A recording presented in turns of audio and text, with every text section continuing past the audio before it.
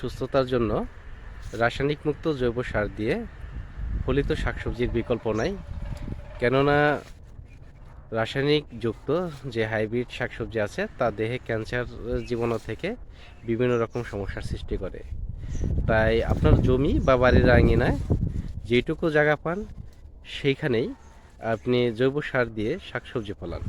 তো আজকে আমি আপনাদেরকে দেখাবো আমি আমার শাকসবজির বাগান, যেখানে আমি অর্গানিক উপায়ে অর্থাৎ জৈব সার দিয়ে বিভিন্ন রকম শাকসবজি মধ্যে 100% অর্গানিক উপায়ে এই শাকসবজি ফলন করা হয়েছে। তো আমি আজকে আপনাদের দেখাবো আমার জমিতে কি কি শাকসবজি রয়েছে, সাথে থাকুন।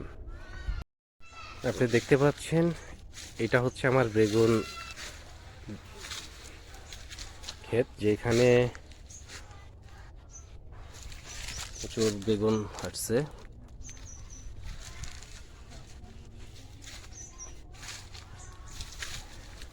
যা সম্পূর্ণ জৈব সার দিয়ে রোপণ করা হয়েছে, যা স্বাস্থ্যের জন্য অত্যন্ত উপকার।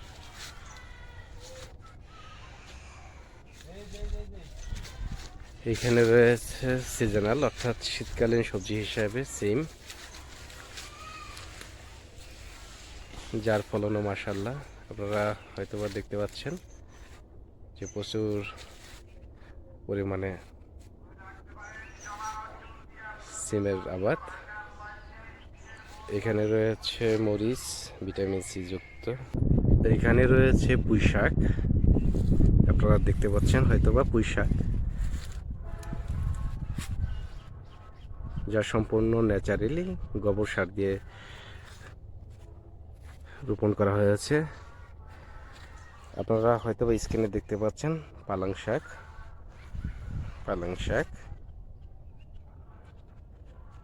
আরও দেখতে পাচ্ছেন ধনিয়া পাতা। এখানে রয়েছে আমার পেঁয়াজের আবাদ অর্থাৎ পেঁয়াজের ক্ষেত, যেইটুকু জায়গা পেয়েছি সাধ্য পায়ে। এখানে দেখতে পাচ্ছেন মূলা শাক। আসলে মৌসুমী শাকসবজি হিসাবে মূলা যথেষ্ট উপকারী। এখানে দেখতে পাচ্ছেন মটরশুঁটি, মটর কলাই গাছ। আপনারা স্ক্রিনে দেখতে পাচ্ছেন না বুঝতে পারছেন কিনা জানি না, তবে এগুলা সম্পূর্ণই ন্যাচারালি এবং জৈব আকারে। এইখানে নতুন করে কুদু অর্থাৎ লাউ, এইখানে আলু চাষ করা হয়েছিল, আলু উঠানো হইতেছে। আবার এই পাশে দেখতে পাচ্ছেন গোল আলু।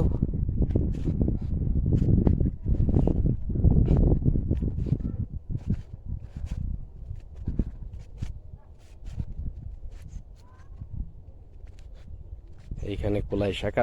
অর্থাৎ আমি সাধ্যমতো চেষ্টা করেছি আমার যেটুকু জমি আছে সেখানে অর্গানিক উপায়ে শাকসবজি ফলিয়ে নিজে খাওয়ার জন্য এবং বাজারে যারা আছে তাদের ক্রেতাদেরকে খাওয়ানোর জন্য। তো সবাইকে আমি অনুরোধ করব আপনার বাড়ির আঙিনা বা